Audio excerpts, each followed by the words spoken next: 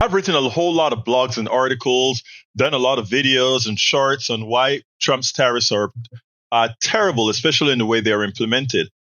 And I've also pointed out many other tricks that the Trump administration has been using to to make the poor pay for government as the rich continue their parasitic behavior.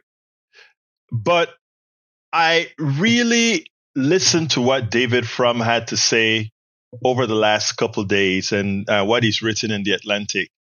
And I don't think a probably 3 or so minute segment, anyone has expressed it any better, because he not only spoke about how it works, but he gave it context with the poor relative to the rich. I want you to listen to this because, again, David Frum is a conservative, and I don't agree with him on a whole lot of things.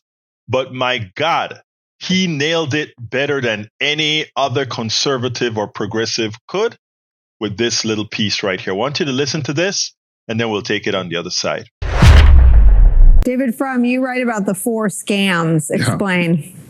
Well, the scams are the fake deal with China, which is no deal, the fake deal with Britain, which is no deal. But I want to pound home a point here as people watch this, because why is the stock market up? The stock market is up because Wall Street has figured out Trump's tariffs, although bad for many people, are not going to be bad for them. Who are they bad for? And this is where we have to understand what a tariff is. A tariff is a tax, but it's a special kind of tax, and it's special in 3 ways.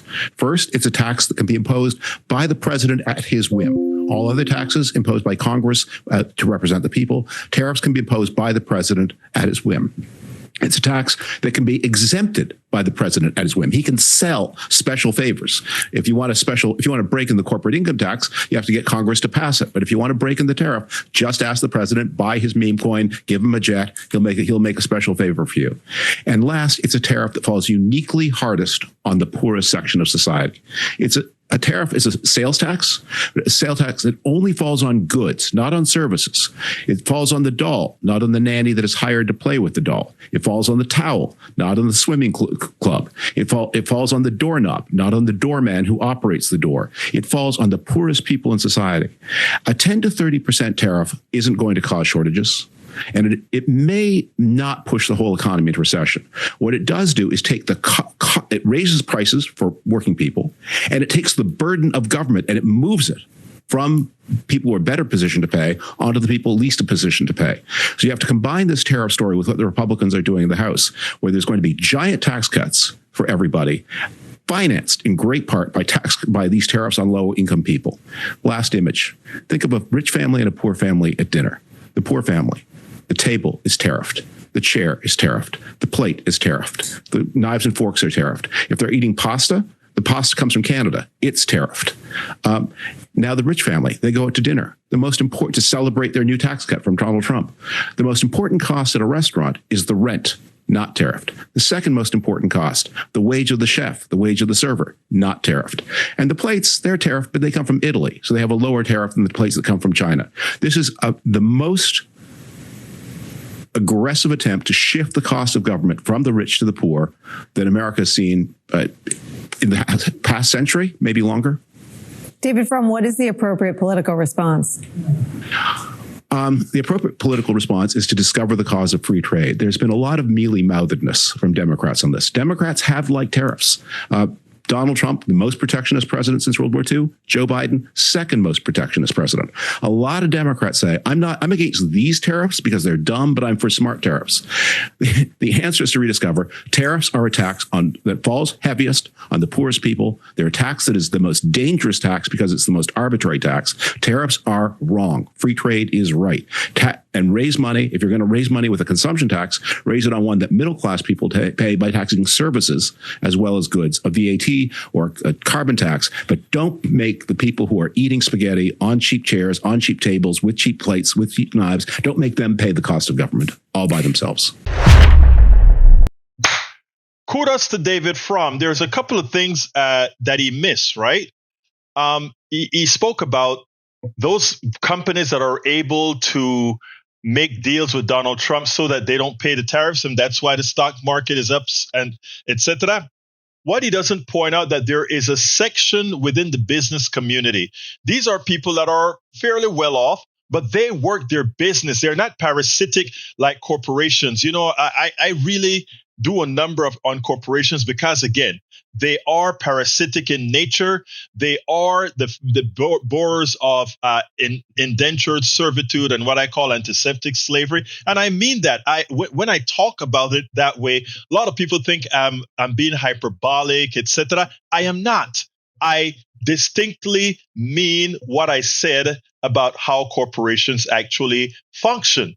Now, for those who think that somehow I'm anti-business, I'm not.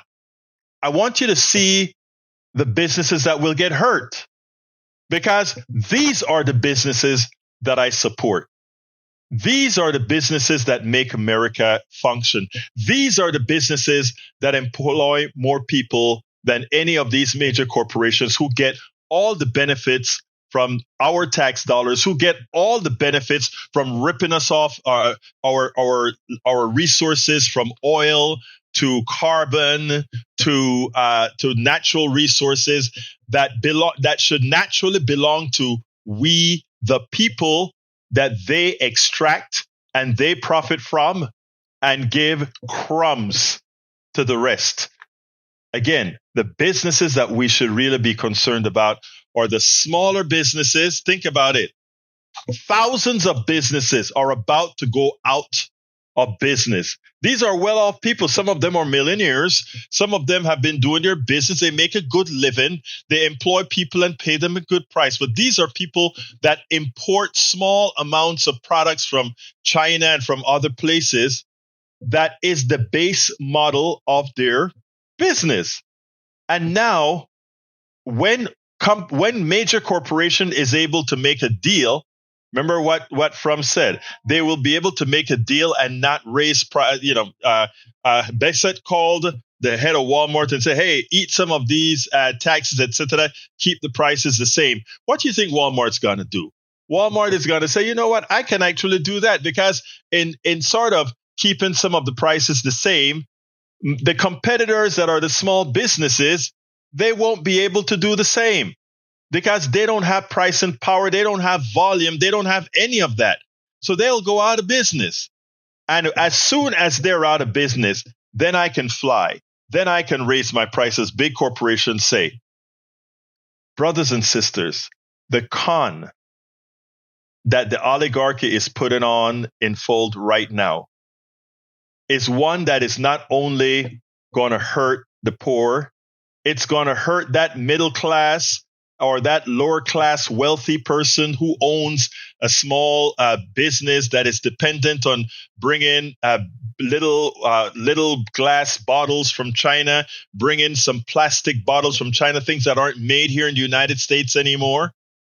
These companies, many of them, their owners work hard, part of the business. They've amassed a well-deserved and earned fortune, but they're going out of business because, again, that's how this game in a plutocratic system is played. David Frum, his description did a great job.